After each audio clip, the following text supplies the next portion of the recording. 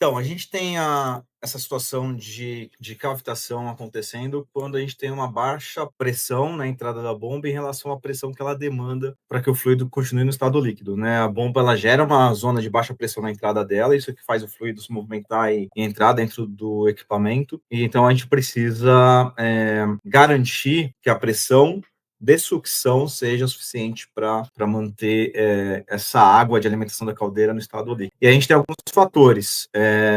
A gente tem a pressão do vapor, que tá. E aí, no caso específico de alimentação de caldeira, ele é muito importante, porque, ao contrário de muitas outras aplicações com bombas, em que normalmente eu trabalho com a bomba à temperatura ambiente, com a água, né, a temperatura ambiente, na alimentação de caldeira, quanto mais quente essa água, melhor. Só que quanto mais quente essa água, mais próximo do ponto de ebulição, dependendo, claro, da pressão que está sendo aplicada ali.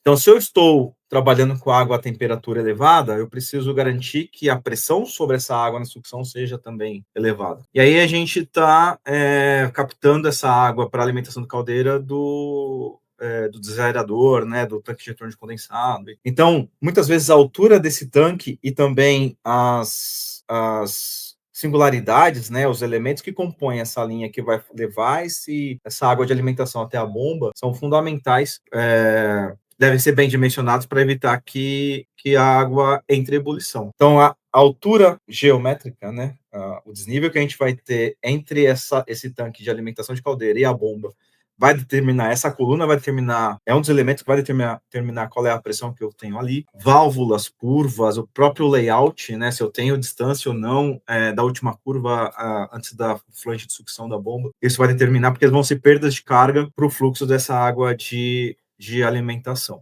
Para a gente corrigir, então, se a gente tiver um problema de cavitação, tem um jeito bem caro, que seria elevar o tanque de retorno de condensado. É uma maneira complicada, mas é um dos elementos. Se eu não tenho altura suficiente para gerar essa coluna e manter essa água no estado líquido, eu teria que aumentar a altura, o desnível desse tanque. Uma outra maneira... E se essa água tiver acima de 100 graus e não vai parar nenhum líquido lá dentro?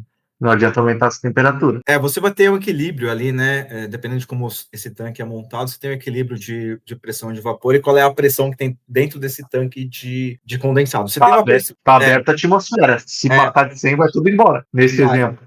Vai tudo embora. Então, você precisa ter esse tanque pressurizado. Agora, essa coluna, ela tem esse peso, né? Essa coluna formada, esse peso... que é consequência dessa coluna na entrada da bomba, ele tem ali um efeito sobre a bomba, sobre a pressão que é aplicado direto no flange da bomba. Então, a gente teria... Um dos caminhos seria mexer na instalação. Tem outro caminho, que seria mexer na bomba, né? Se eu tenho uma bomba que tem um NPSH requerido alto, eu posso verificar se eu tenho alguma outra alternativa, talvez na própria bomba, é uma das coisas que a gente modifica o primeiro estágio da bomba para melhorar o NPSH requerido de maneira a reduzir o risco de cavitação. Uma outra maneira de se fazer a correção em relação à cavitação seria um jeito que não é bom de jeito nenhum, do nosso ponto de vista, que seria tentar gerar...